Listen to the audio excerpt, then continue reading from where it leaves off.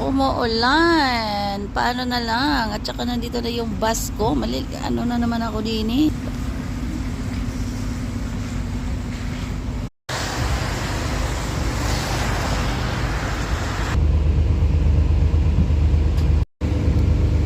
Buti na lang nakasakay ako ng bus.